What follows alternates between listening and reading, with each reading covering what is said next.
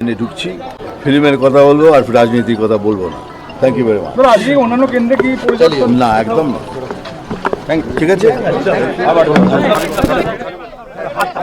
तो mega superstar Mithun Chakraborty को आप देख रहे हैं, सुन रहे हैं। वोट डालेंगे यहाँ पे तो क्या बताइए? वोट डालेंगे यहाँ पे तो क्या बताइए? देखिए, मैं वोट के बारे में कुछ नहीं बोल पाऊंगा क्योंकि अभी इलेक्शन कमीशन कोर्ट के अंदर है। मेरा वोट देना फर्ज था, फर्ज दिया एज ए नागरिक। लाइन में खड़ा हुआ, लाइन से बाहर नहीं गया। लोगों ने कहा कि आप आगे आके दीजिए, मैंने कहा नहीं, लाइन पे खड़ा होकर वोट दूंगा। मैं 40 मिनट तक, आपने देखा होगा, मैं खड़ा ही हूँ, वोट देके आ गया, बस खत्म। आज के बाद आप फिल्म में आ जाए जी। पॉलिटिकल के नहीं। अभी मेरा जो काम था 30 तारीख तक, मेरे सेंट्रल कमेटी जब हमारे बॉस है, हमको कहा था कि ये करने को, मैंने कर दिया। मेरा राजनीतिक कर्तव्य था, वो मैंने कंप्लीट किया। अभी आज से मैं फिल्म लाइन में घुस रहा हूँ। मेरे को कुछ खाना भी तो है, पेट चलाना है ना, तो आज से मैं सिर्फ फिल्म लाइन की बात करूँगा, राजनीति। ये अभी फिर वही आप बात कर रहे हैं, अभी कमीशन की बात हो रही है। तो मिथुन चक्रवर्ती ने कहा कि जिस तरह आम जनता अपने पारी का इंतजार करती है, वैसे ही मैं भी अपने पारी का इंतजार करके वोट कास्ट करने की प्रक्रिया में लगा हुआ था। लोगों ने कहा उनसे कि वो आगे आए, लेकिन उन्होंने कहा नहीं, जब मेरा चांस आएगा तभी मैं मतदान बूथ के अंदर जाऊंगा और वोट कास्ट करूंगा। राघव चड्ढा की तस्वीर हमने दिखाई थी जहां पर उन्होंने अपना वोट कास्ट किया, और फिलहाल आपको हम ये तस्वीरें मतदान केंद्र की अलग अलग तस्वीरें दिखाते चलेंगे। लेकिन इस बार 904 उम्मीदवार जो इस बार 7वें चरण में चुनावी मैदान में अपने भाग्य को आजमा रहे हैं, उसमें रविशंकर प्रसाद भी बीजेपी की तरफ से बड़े चेहरे के रूप में है।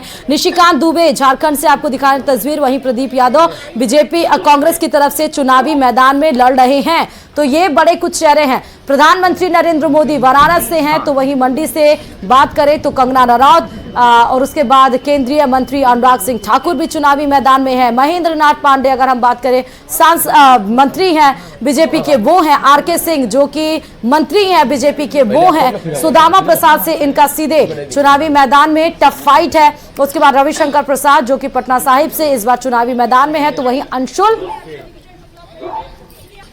अभिजीत भी चुनावी मैदान में हैं। और आपको ये तस्वीर मतदान केंद्र की दिखा रहे। देखिए, इस बार का लोकसभा चुनाव बेहद ही दिलचस्प इसलिए रहा क्योंकि इस बार जहां बीजेपी ने आंकड़ा अपना बढ़ाया, एक तरफ वहां विपक्ष भी गठबंधन के साथ चुनावी मैदान में उतरा। अब क्योंकि आखिरी चरण में ये जब चुनाव पहुंच चुका है, पार्लियामेंट में जाकर कौन आवाज उठाएगा, कि अकेले गुरदासपुर की नहीं पंजाब की कौन आवाज उठाएगा, लोगों के दिमाग में वो बात चल रही है कि हमें स्ट्रॉन्ग और मजबूत लीडर चाहिए, जो पहले जैसा कोई नलका उठाकर ले गया, कोई चीज़ ले गया, वहाँ आवाज़ उठाई जाएगी और गुरदासपुर की आवाज़ पूरे हिंदुस्तान में नहीं पूरी दुनिया में गूंजेगी। और लोगों को बताएंगे कि क्या क्या प्रॉब्लम्स हैं बॉर्डर्स की, वो सभी उनके साथ बात करेंगे। आप मेरे को नहीं पता, आप मेरे बाद में आप मेरे को राजस्थान भी मिलते रहे हैं, वहाँ दिखाएंगे, फिर देखना कि इंडिया अलायंस क्या है।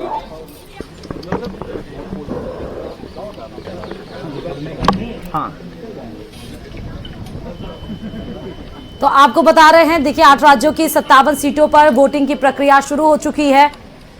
सुखविंदर सिंह रंधावा क्या कुछ बोल रहे थे, वो भी वोट कास्ट करने के लिए पहुंचे और आपको हमने वो दिखाई वोट कास्ट करने के लिए उन्होंने कहा, और ये जीत का आंकड़ा भी उन्होंने बताया। फिलहाल अनुप्रिया पटेल मिर्जापुर से, तो वहीं रमेश बिंद जहां इंडिया गठबंधन की तरफ से अखिलेश यादव की तरफ से चुनावी मैदान में है। उत्तर प्रदेश की 13 सीटों पर वोटिंग जारी है। एक बार आपको हम बताते हैं कि कहां कहां पर वोटिंग हो रही है और कितने सीटों पर वोटिंग हो रही है, क्योंकि 7 राज्य हैं और एक केंद्र शासित राज्य चंडीगढ़ है जिसकी 1 सीट पर मतदान हो रहा है।